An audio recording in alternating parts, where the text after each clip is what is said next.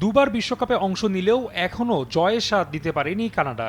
এবার প্রথমবারের মতো ঘরের মাটিতে সোনালী ট্রফির আসর বসায় প্রত্যাশা বেড়েছে দলটির। সেই লক্ষ্য পূরণে তাদের আস্থার নাম আলফান্সো ডেভিস, তবে সেটাই এখন আক্ষেপের কারণ হয়ে দাঁড়াচ্ছে। বসনিয়ার বিপক্ষে বিশ্বকাপের মিশন শুরু করা ম্যাচেই বায়ার্ন মিউনিখের এই লেফট ব্যাককে পাচ্ছে না দ্য রেডসরা। চ্যাম্পিয়ন্স লিগের হাই ভোল্টেজ সেমিফাইনালের দ্বিতীয় লেগে পিএসজির বিপক্ষে হ্যামস্ট্রিংয়ের চোটে পড়েন ডেভিস।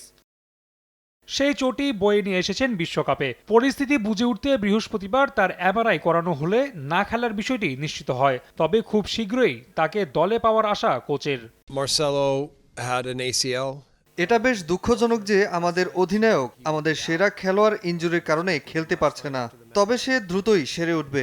আমরা ধীরে ধীরে তার অনুশীলনের সময় বাড়াচ্ছি। Out of his scan. The good news is the ACL is. কানাডার দ্বিতীয় ম্যাচ ১৯ জুন কাতারের বিপক্ষে, আর শেষ ম্যাচ ২৪ জুন সুইজারল্যান্ডের বিপক্ষে। এর আগেই ডেভিসকে দলে পাওয়ার প্রত্যাশা কোচের। Our captain, our best player, is from here. Like it's. আমরা খুব করে চাই যেন কিছু দিনের মধ্যেই সে দলে যোগ দিতে পারে। আমরা তাকে সব ধরনের সহায়তা করব যেন সে দ্রুতই দলে ফিরতে পারে। So I ask that everybody just comes out and. অবশ্য নিজের দলের উপর পূর্ণ আস্থা রাখছেন কোচ মার্সি।